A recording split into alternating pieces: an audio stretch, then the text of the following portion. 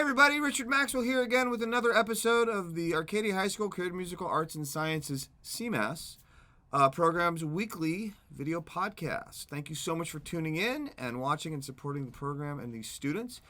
This week's episode is a little bit different in that I've taken over again.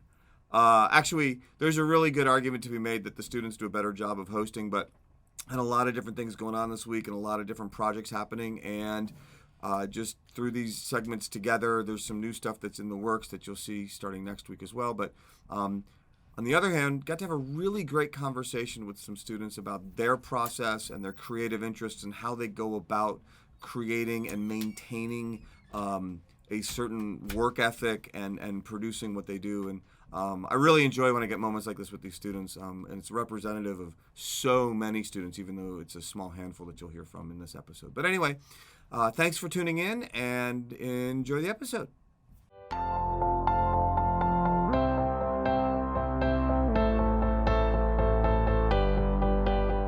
I actually did want to thank Tessa for producing this one.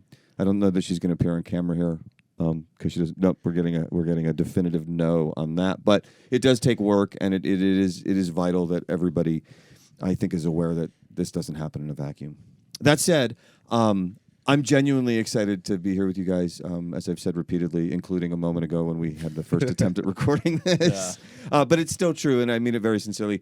I actually enjoy talking to you guys just generally. I think it's kind of fun. I don't normally get to host the podcast segments as often as I'd like to anymore, which is a good thing. Not going to pretend it's not, but it's kind of nice to have an excuse. I also like that we're doing this during class because I want to expand out on some options. But the reason I wanted to talk to you two specifically is because you both, stylistically, I think you have a respect for each other and what each other does. That's very apparent in class as we're presenting things and everything else. But stylistically, I think you could also say we're kind of in different universes a little bit, which I actually think is a good thing. But there is another commonality, which is you both do a lot of stuff. You record a lot. You record a lot on your own terms as well, which I think is really important. It's not like it's formulaic, and it's not like it's, I'm doing this because I have to. You've both had moments in the recent past where you're like, I had an idea, and I just kind of went down the rabbit hole, and look what happened. And and in both cases, it's been very different but very cool. But the thing I wanted to start with was the transition you made at some point between, I guess, playing music for fun, which hopefully is still the case, but then playing live. You know, it's different, and it's maybe weird, or it's stressful, or it's not what you expect. And there's that moment, I think, mentally, emotionally, or otherwise, where you're like, okay, I like the idea, but now I don't like the idea because now I'm freaking out. Or I'm never freaking out, and I just need to go do it, or whatever. But there's a sort of before and after that first live gig. I was wondering if you guys would mind, like, speaking, if you recall, kind of, what happened, like not even just the gig, but I mean, like, for you, like what occurred for you? No, you wanna go? Well, I remember my first performance. It was a performance. But then I realized, later. Do you recall what gig it was? Was it here, or was it for something else? It was a lunch show. Okay. Yeah. So this would have been freshman year. Yes, okay. Freshman year for me. And May that year, I realized, I like the idea of performing, but I probably shouldn't be doing it on my own. So I got my friends to start working with me. I got Wesley to, buckle down and start practicing with me. Yes. And he switched from guitar to drums, and that was a pretty good transition for him pretty quickly. He's actually doing really well on both, to be fair. It's that versatility, I think, is an advantage. Certainly. Very important. I got Michael to start playing bass, and ever since then we've just tried to get something done and then work with it. So when you said you decided that it was not a good idea to do it by yourself, was that a musical decision, or was that a, forgive me, fear-based decision? Or maybe a combination. I don't know. Because being up there alone versus being up there with the group, I mean, there's safety in numbers for sure. Yeah. There was a element of fear to it. I didn't like the idea of embarrassing myself if I just have a backing track of stuff that I pre-recorded and I'm just up there, yelling my lyrics or something, Okay. Jared, your recollection of... So the first time I actually performed was at the football game. I want to tell you I'm sorry because that was like No, actually, it was only a couple thousand people for the first go. No, you're good. I mean, it went well. I mean, it Okay, was good because I'm actually not sorry because it was awesome. But that said, yeah, it went well. I was with Robert. When he was here at the Robbie, time, yeah, and yeah. with him actually helped a lot. Because if I was there alone, I wouldn't even be like stuck with it if it wasn't for him. To be honest, Really? I would have like left CMAS. Oh no, I didn't realize that. Because I mean, I love playing guitar, but it's just like I didn't have anybody like doing my type of style. And when I found Robert, this is a whole separate like series of podcast episodes because and you know this, it really breaks my heart. I'm hopeful. There's a couple guys that actually come in at lunch that jam every day. Yeah, I know who you're and talking about. I think that's gonna hopefully bridge that gap. But I do believe stylistically, for folks who don't know, what style are we really talking about It's here? called corridos, basically like in the regional Mexican music Okay. type of style. Right. And there's a long history to this style, isn't there? It's changed over the years, Right. but yeah, there's like a really long history with it. Because it's really cool stuff. I mean, I think one of the reasons it goes over so well, frankly, is it's a combination of factors. First of all, I think the Hispanic population of the school just likes that they're represented. And I think that's awesome. I'm glad we can do that.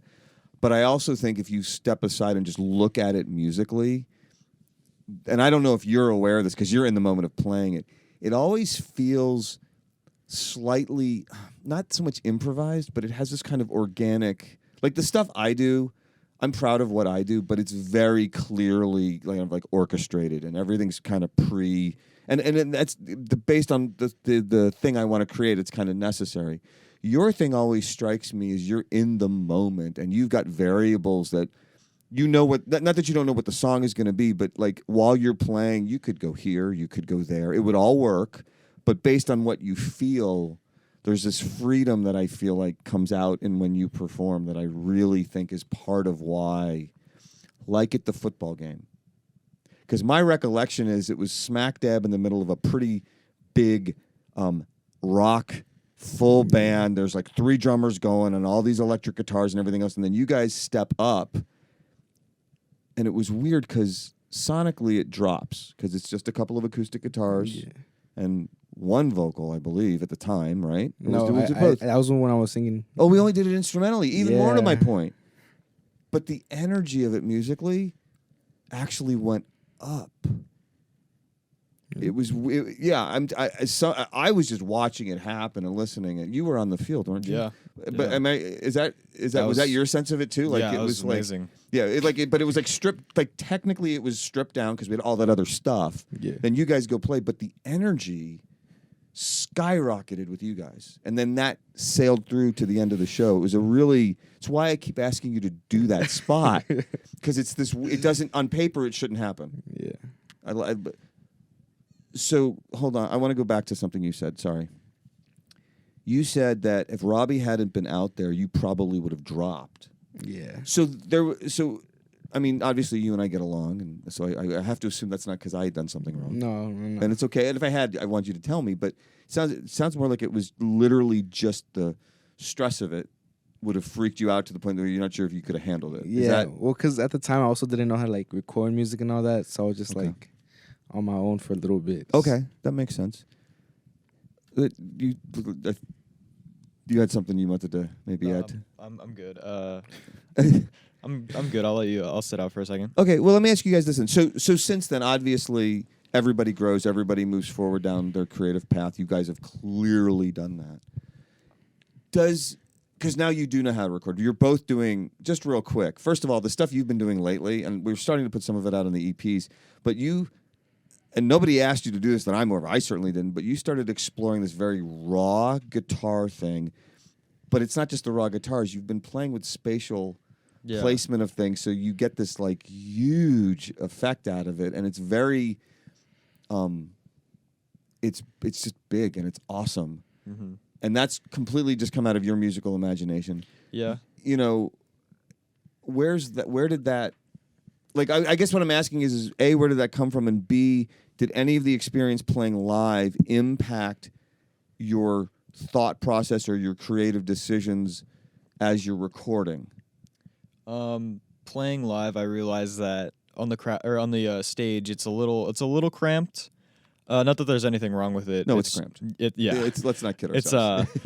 It's a little cramped, and because of that, the stage is a little bit like, I wouldn't say hostile. It doesn't exactly foster the right environment to be all crazy and like moving around on stage. And what I want from my recording is to like give the impression that it's a song that could be like much more theatric and like active and energetic when it's performed live, and that's like the goal. Okay, so the panning and such with the multiple guitars was the idea of being like, there's a bunch of people up here, and everything's kind of all coming at you from all different directions as the listener. That's a very cool approach. That's very cool. I'm excited for. So, because I know you've been starting to add more parts and things like that. Is there like a? We're gonna go a little longer here. This is too good of a conversation. Just a little bit. Is that leading you to more songs in that style, or is it evolving into something else, you think, or is it just we gotta wait and see because we don't know yet? Or I've definitely got a few songs in that style already, in the process. That's cool. Yeah, probably 3 or 4. That's cool. And maybe I'll move on to something else. Okay, nothing wrong with it. I mean, it's awesome watching it evolve. You kind of just like had a mic drop moment about a month ago where you came in with this. Yeah, I recorded this entirely on my phone. Yeah. And everybody was kind of like, I know you were anxious about it. Yeah. And you wouldn't even like look at the room when you presented it. And I'm not saying that to make fun. I mean, honestly, I get it. I understand. I don't play on our stage. I get it. Man. It's a and even though everybody's supportive and everything else, but I understand. But what you maybe didn't see was everybody in the room started to kind of put together what they were hearing, and then we're like, wait, his phone? Oh my gosh. Like you set, I don't know if you did, I mean, actually, I do know you didn't do this on purpose. It's not your personality type to be like, hey, look at me, look what I did, that's cool. Yeah. But you wound up setting a bar because it turned into this thing of, yeah, it's my phone, and yeah, it's not the best mic, and yeah, it's not the best interfacing and everything else, but listen to what the end result is. Where did that, I mean, because you just said I was going to drop if Robbie hadn't been there because I was freaked out about the whole thing of it, to now you're like kind of this unstoppable force. So what changed? TikTok. So it really was TikTok. I was scrolling on TikTok, and so I saw like these rappers on BandLab, and they would just like put a beat and then just record over it. And I was like, okay. So I was actually trying rap for a little bit. Wait a minute, does that exist somewhere? No, and I'm not saying dude. I hated it. It was so corny because I was on our socials like getting into like singing, so I hated it. So then I switched over to corridos, like Mexican music. Right. So I tried singing over like the Mexican styles, right? And it sounded better, but it wasn't like what I wanted. Okay. So then when I'm sorry, when you say wasn't what you wanted, do you mean from your performance or how it was getting captured in the playback, the sound of it? Because it's two different things. This like basically the sound. Okay. So I was like, you know what? I'm gonna just like make my own like little beat. So I got my aunt because she produces music and all that, right? And she gave me my first microphone.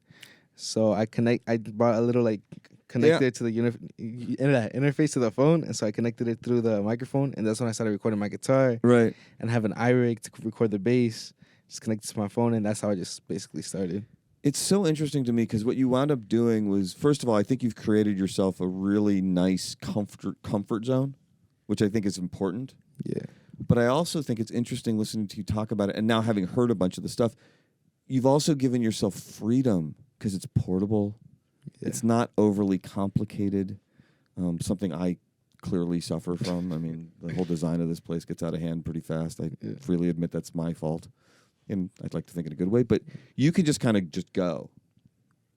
Have you thought about expanding it in any way in the context of like other instruments? Like I know right now, like your rhythm tracks are generally either loops or, which is fine. I'm not criticizing. I'm just wondering, like, have you thought about like, I could put a cajon player, an actual cajon player, and mic that up or something? Or I was actually thinking of buying a trumpet, and my friend Avon, he recently bought a jazz bass, so we're gonna try to implement that into like my other recordings. That's really, really cool. How often are you actually, for both of you? How often do you feel like you're from 0 to this is a song I can at least present in some context? Are you finding like a certain amount of time, or is there like a pattern evolving at all?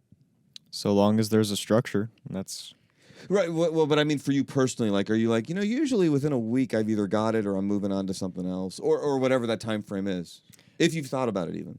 I'm like a caveman. If I have one riff or idea for a song, I'm gonna stick with it until I'm done with it, which can be a little stressful. Right. But it feels like I'm getting better at it by committing to a song and like this is what I want. Like I have a vision. I was gonna say, I wonder if the struggle, the long-term benefit outweighs the less than thrilling, I'm stuck on the same idea for a week and not going anywhere part. Yeah. And also good for you to have the discipline to just be like, no, I'm not giving up on this thing. Because a lot of people, it gets hard and they go, yeah, I'm out, or I'm moving on to something else, as opposed to sticking with it. Jared, do you have any thoughts on that at all? Wait for his Well, just for you, like, are you finding like a certain cycle or a certain pattern of like time? Yeah, I'm just curious. So it's kind of complicated. I play video games a lot too. So I play video games. I'm on the game with my friends. Okay. And I was just like, you know what? Let's make a song. So I actually helped get them to like hear my input on making a song. So I play random chords that I like while you're also simultaneously playing the game. And then they just tell me, oh, that sounds good. Or like you should do an acoustic cover of that. Or like, so I just like, okay, bet. So then I stick with it, and that's when I start writing the lyrics. Okay. I got you. I don't know if there's anything wrong with that necessarily. I mean, there's this whole thing about like video games are bad and it's corrupting and blah blah blah blah blah. And maybe it is in some ways, but on the other hand, if that's your brain's way of opening up to creativity, is it really bad? I mean, genuinely, I think things are like that. For me personally, I've never like ever in my life been a video game player. Like it just doesn't work for me.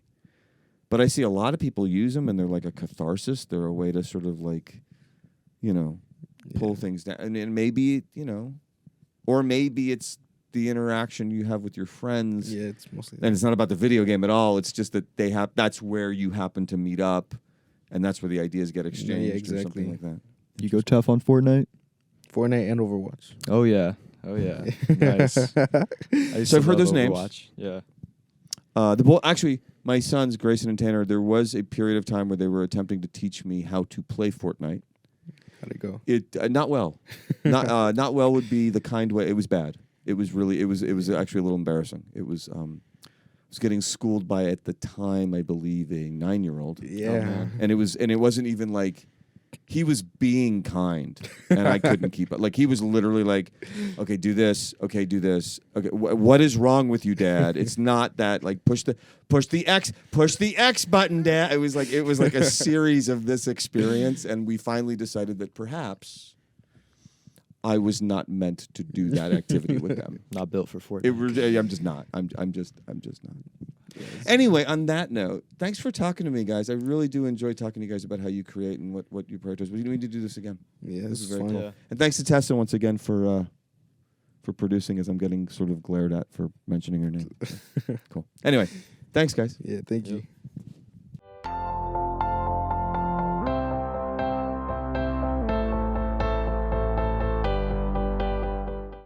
So, welcome, gentlemen. Thank you for doing this with me. I don't actually get to do much of the podcast hosting, as I said last hour with a group that I talked to. I'm not saying that's a bad thing. I will make that disclaimer again. You're kicked out of your seat. Yeah. No, I lost the chair, but that's actually probably a good thing. In general, let's not kid ourselves. But I am actually glad you guys are here. I wanted to talk to you about a couple of things that I just thought would be kind of interesting. One is, I wanted to know if you've ever thought, because you guys, all three of you, you have a lot in common musically in terms of your interests, but more importantly, I would argue you have a lot in common in terms of your work ethic. You guys are all no, but seriously, there's different students at different places in their path, and that's fine. You guys have all been around long enough to understand that and everything else. But on balance, when I list out like, here's the people, if we're like, oh my gosh, somebody came to me and we've got 5 minutes to throw something together, there's a list of maybe a dozen or so people that I know in different capacities. You guys always wind up on that list. That's a good thing. Thank you. Well, no, there's nothing to thank. I should be thanking you. But my point is, you look at things from a different perspective. So I wanted to throw out something. I don't know if you've ever considered this or not. all the stuff you create, all the stuff you make, all the different things you do in here, are there any parallels to that, let's say, process you use that are not happening in so like John, you do a whole lot of rowing, for example. You do a lot of rowing. You are like kind of all over the country. You're even wearing right now there we go. But so let's start with you maybe. Are there elements, and maybe you've never even considered this. I'm wondering though, are there elements to that seemingly unrelated, clearly not musical activity that in terms of how you approach it are similar to what you do here? Well, I mean, a lot of it is like improving on stuff that you know you're not good at. Like for songwriting, I know I'm not the best at like writing lyrics and stuff, but I try to get better at it. Right. If something gets pointed out to me that I'm not doing it right at practice, I definitely try to get better at it, and I focus on that one thing. Okay. And that's kind of what, you know, it takes to do anything like learning an instrument. So Sure. I think that's the tie-in. James, do you have anything of that nature? Yeah, again, it's one of those things I never really sort of thought about. Just everything kind of flows naturally for Okay. me, like all the Must be nice. yeah. Well, I mean, it comes Flex, James. Yeah, life's so easy. it comes naturally, but that doesn't mean I don't have like roadblocks and stuff. It's just all the roadblocks I've, for the most part, I've faced them before, and I just sort of work the same way I have. Okay, previously. so let's imaginary roadblock, hypothetical, whatever. Right. Not musical based. Do you find yourself doing the same things to get through it, at least in concept? Like John was saying, how it's like if there's a skill that I feel like I need to improve on, I'm going to practice it. Period. Whether it's drums, guitar, lyrics, rowing, whatever it is. Is there a parallel there? I mean, if I sort of believe in like repetition, Okay. If a lot of things that sort of, happen to me, whether they be good or bad, they all sort of have the same sort of effect on me, So if I don't feel like the need to super change that because I'm already kind of comfortable with how I work anyway. That's actually a legit Poetic. flex. That's actually really cool. Oh, yeah, That's thank you. really cool. Man, if everybody had that advantage, that's really awesome. Gabe, What's the question?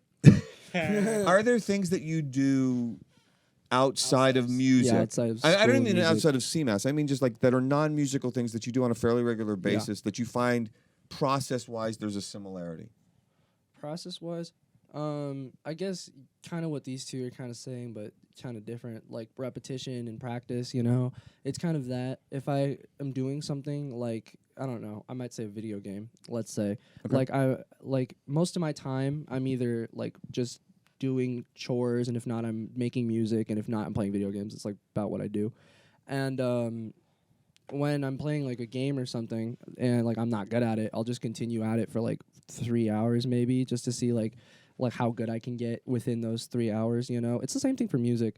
With music and things like that, I'll just kind of like sit down and I'll give myself a goal, and I'm like, I need to like have this done by, I'd say like Friday, Right.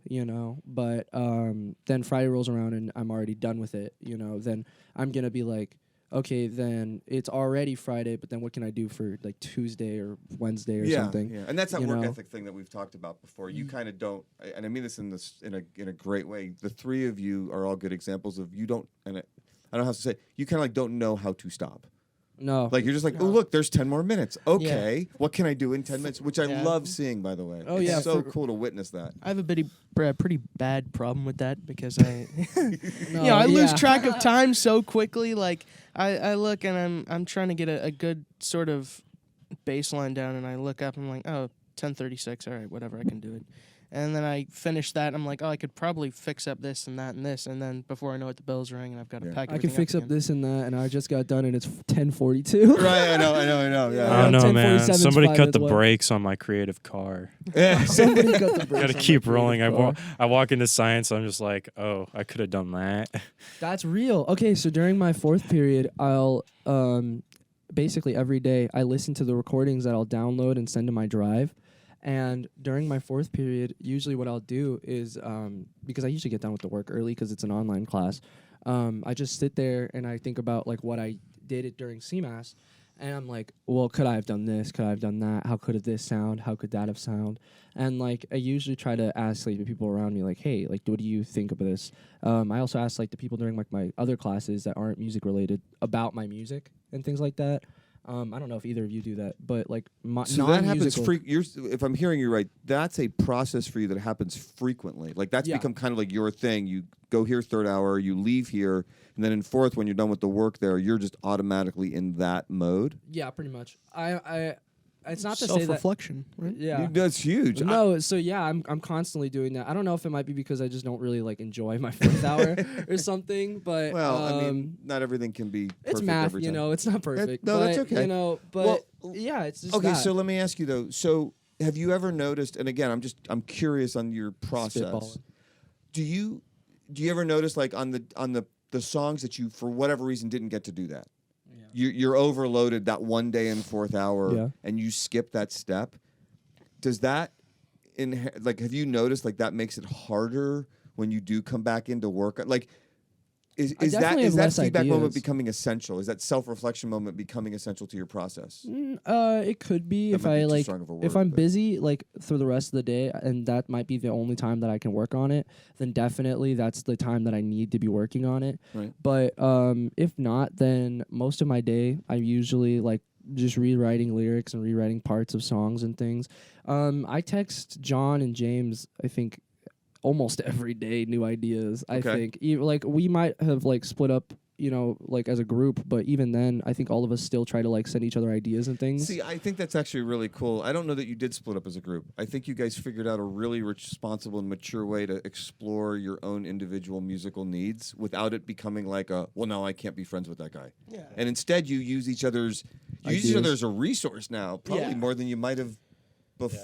Yeah, we're more open with each other now about our music, I'd say, because we're more open to being like that's good. That's like that's like it can be worked on. See, I'll admit this one thing is when we were as like one constituent part, I'm really kind of overloaded with the type of music I listen to. I listen to like sort of thrash metal or then like sort of progressive stuff and like some 90s R&B, and it's all over the place. It's all over the place. And I found as a band it was hard to sort of find a mixture, because I mean when we first got together as a group, like the only band, we were wanted to do metal, but the only band we had in common was like Kiss. Yeah, that's all we had in common, which is okay. I mean, if you think about it, though, the evolution you're talking about is people. Yeah. How many bands can you list that literally this is exactly it? The difference being that it usually devolves, unfortunately, like lawsuits, and not that you guys were going to sue each other, but I mean, like the idea of like you don't know our plans. Fair enough. You don't know the plans. My apologies. No, but seriously, like think about all these legendary bands, and you're like, oh my gosh, this is amazing stuff. And then something occurs and it implodes. Yeah. And everybody's trying to figure out why did it implode, and you were on the top of the game and blah, blah, blah, blah, blah. And yet they can't make it work anymore. It's interesting that you guys had like a microcosm experience of that, and instead of it turning into and I've seen this with I mean I've been doing this a while. I've seen it before where it turns into like I cannot even be in the same room with that person. It's like so all of that creative energy now, like hold on, like all that creative energy is now gone. Yeah, that's like horrendous on so many levels. I mean, the fact that you guys are like sending each other stuff. Yeah, but that's kind of awesome. Yeah, I guess it's kind of a sort of a revert to how I kind of feel about my creative process and how like I believe in like repetition and everything sort of working the same. Like every once in a while I have like this super like hard drop in like creative drive, and like I pump out like 2 or 3 good ideas or full songs, and then I'm completely like stopped for a good while, and then I have to sort of reset and reboot. What am I going to do next? It's a separate podcast segment, but do you have a short version of the reset? Is it the same reset procedure every time? Well, yeah, pretty much. I mean, I take like 2 or 3 days, usually the weekend, and then I'm like back I'm on to it with a new refute your thing. premise that you're at a stopping point. I'm just going to say you've actually discovered this is how this works for me. Yeah, I guess it is more like a cycle. 6 months out, and you're like, I've done nothing. Okay, maybe. Yeah. But that doesn't sound like what you're describing. No. That sounds like James.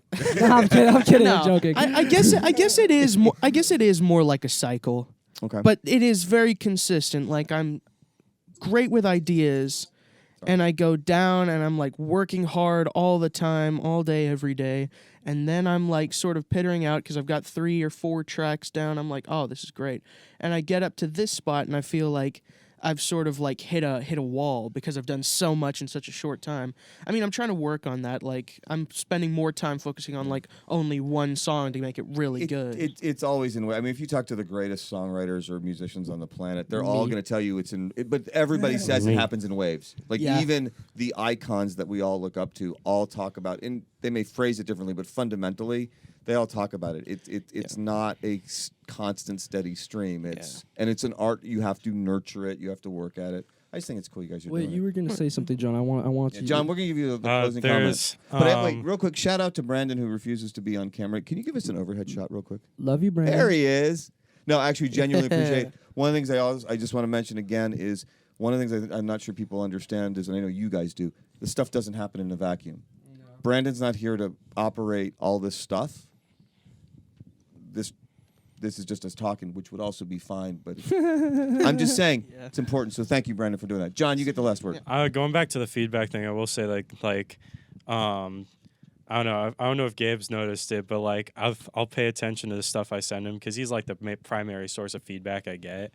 But like the way I've kind of set things up for myself is kind of like writing like some for 2 weeks, and then like for the next 2 weeks try to incorporate stuff that I have been listening to. And then, like, I'll just send him something out of nowhere, and it'll be kind of, like, random. And that's cool, though. So and it's, like, the coolest lick I've ever heard. Thank you. He'll send me, like, this, like, Eric Clapton lick. It's, like... and I'm like, oh, my goodness. How do you even do that? Yeah, John. And I see his hands do it, a lot too. Of your solo, like when you're doing guitar solos, that's where it shines. Your you know, guitar, sort of man, 70s blues. killer. Like, I'll like, look at bands I've been listening to, and then I'll just, like, take a week to just, like, try to do some of the stuff that they're doing, and then, like, strip down to the basics what they're trying to do. And then I'll learn that, and then just kind of, like, try to incorporate it into the stuff I've already wrote. And just maybe it kind of like, I don't know, I'm illiterate.